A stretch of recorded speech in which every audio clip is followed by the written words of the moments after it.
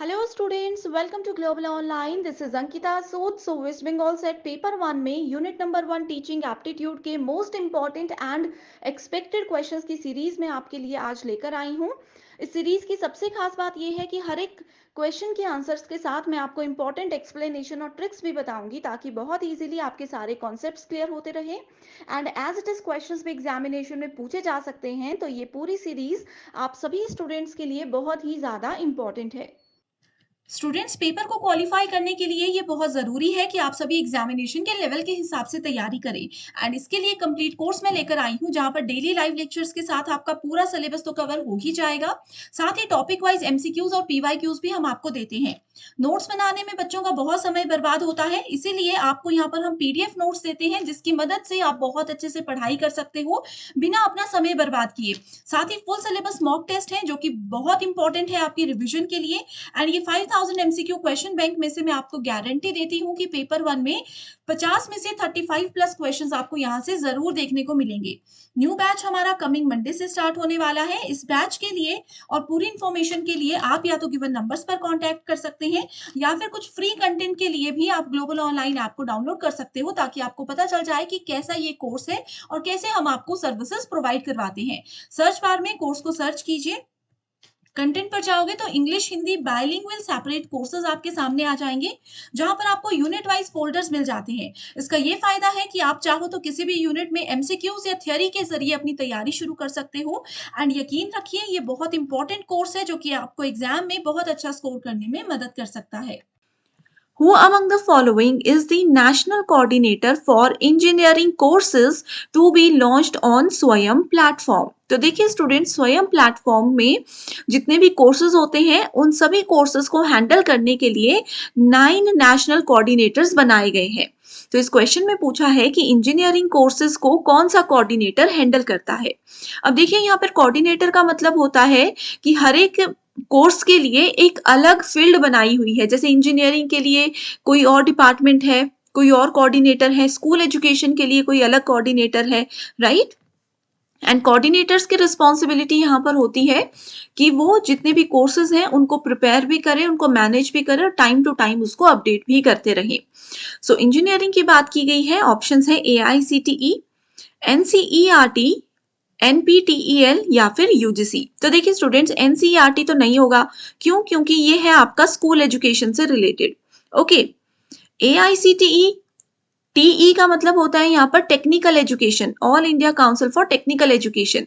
तो ये जितने भी आपके टेक्निकल कोर्सेज हैं उसके लिए रिस्पॉन्सिबल है। UGC रिस्पॉन्सिबल होता है post graduation and non technical courses के लिए। तो सही आंसर है यहाँ पर नेप्टेल, दैट इज NPTEL। ये है आपका रिस्पॉन्सिबल इंजीनियरिंग के कोर्सेज को हैंडल करने के लिए इन स्वयं प्लेटफॉर्म। सभी कोऑर्डिनेटर्स की डिटेल्स आप देख सकते हो, ये फुल फॉर्म्स भी पढ़ लीजिए एंड यहाँ पर ये भी लिखा हुआ है कि किस तरीके के कोर्सेज को ये हैंडल करते हैं। सो नेप्टेल की फुल फॉर्म है national programme on technology enhanced learning and ये स्पेशली इंजीनियरिंग कोर्सेज के लिए बनाया गया है।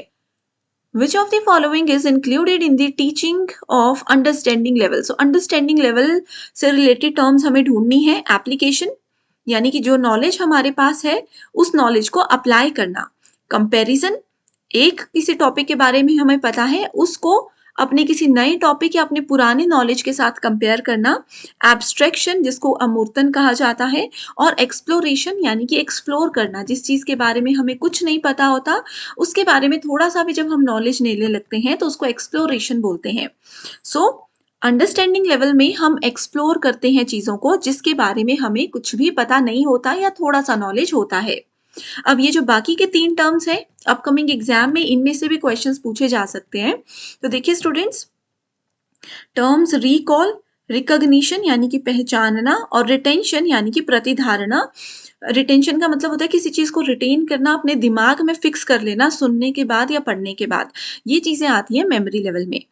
रिफ्लेक्टिव लेवल में आता है हमारे पास कंपैरिजन, ठीक है। रिफ्लेक्टिव लेवल हमें बताता है कि अगर आपके पास चीजें हैं, दो जगह से आपने कुछ नॉलेज लिया या दो चीजों के बारे में आपको ज्ञान है, तो आप उनके बीच में तुलना कैसे करोगे कि कौन सी सही है कौन सी गलत है। एप्लीकेशन, जो नॉलेज है उसको रियल लाइफ में कहाँ अप्लाई करना है, और एब्स्ट्रैक्शन यानी कि अमूर्तन। तो ये शुरू के 3 ऑप्शंस जो हैं ये आपके रिफ्लेक्टिव लेवल से जुड़े हुए हैं, जो कि अपकमिंग एग्जामिनेशन के लिए बहुत इंपॉर्टेंट है। Next is, which of the following model is used for the development of e-content for MOOC on स्वयं। So देखिए, स्वयं के अंदर हमें पता है कि 4 क्वाड्रेंट्स होते हैं।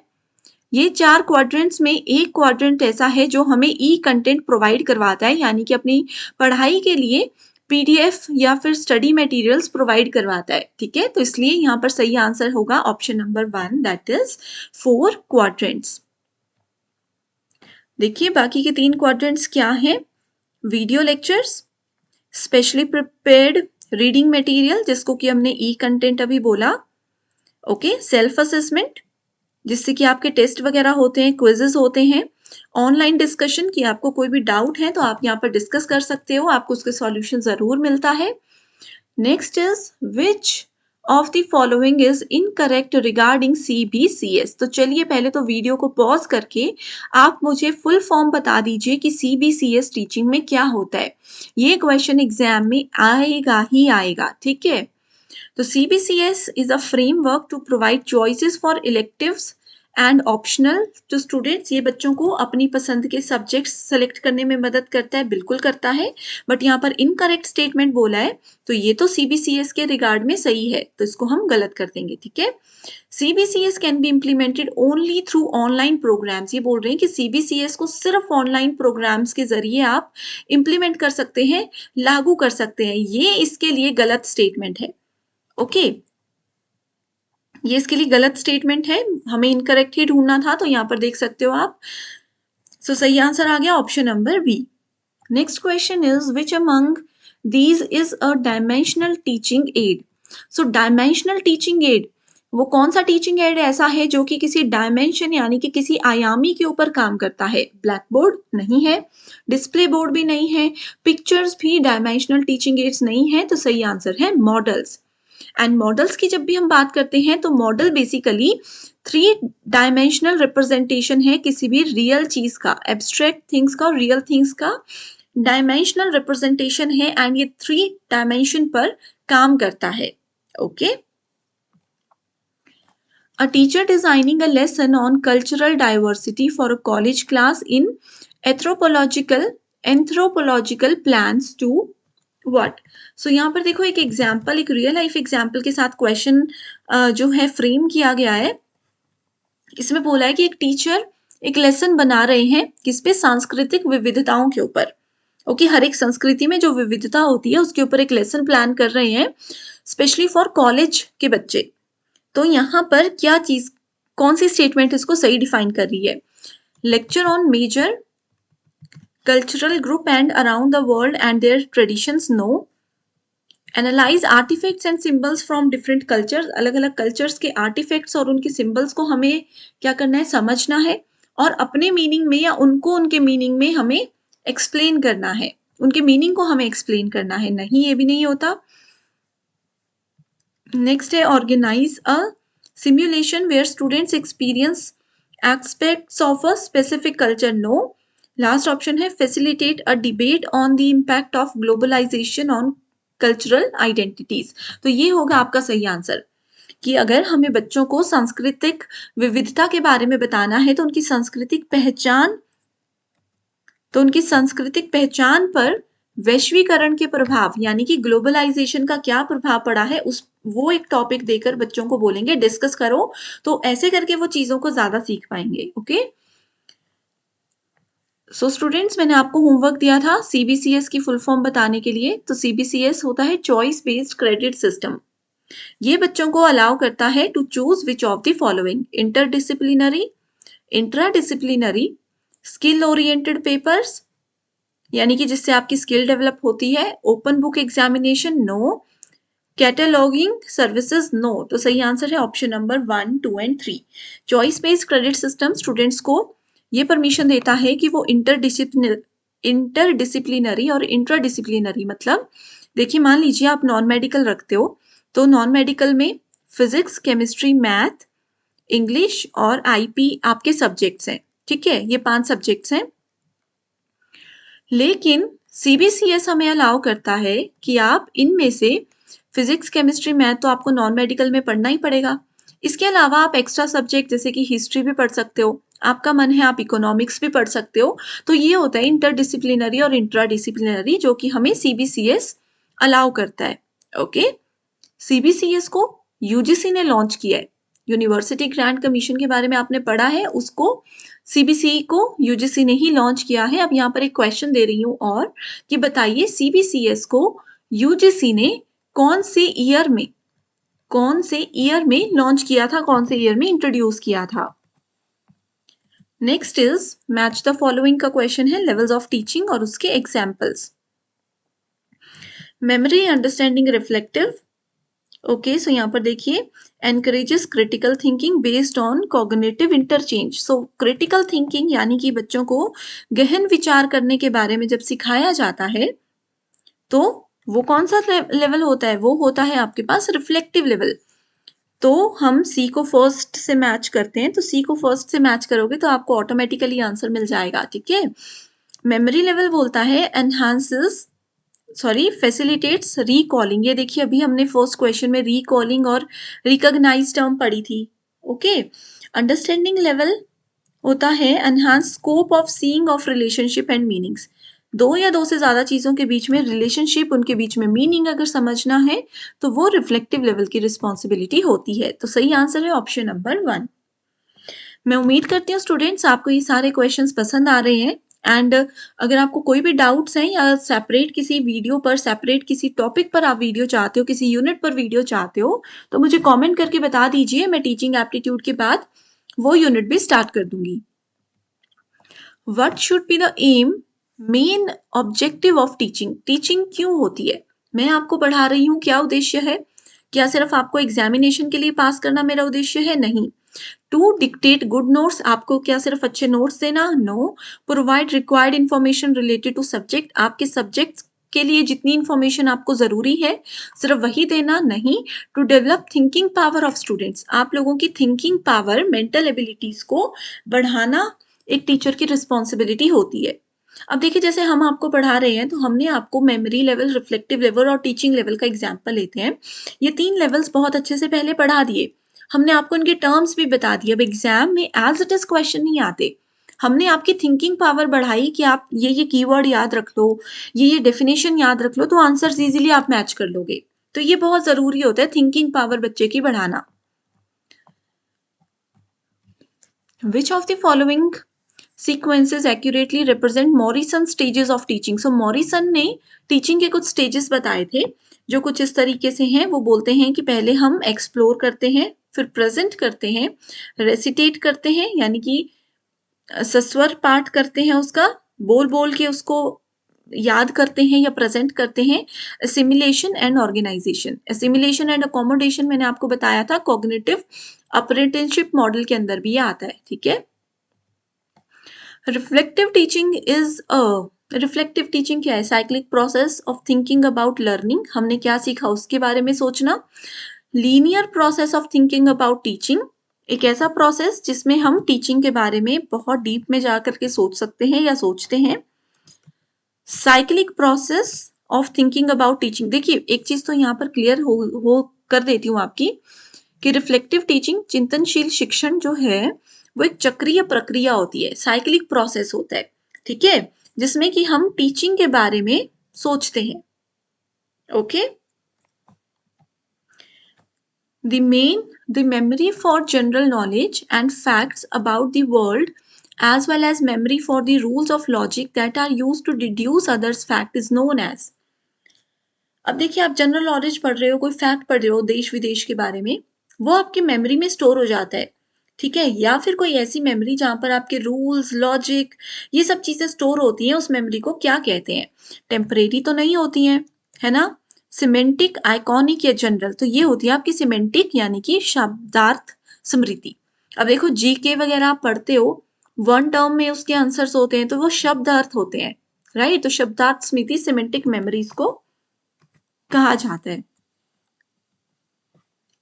The organized bodies of information stored in memory that bias the ways new information is interpreted, stored and recalled is known as.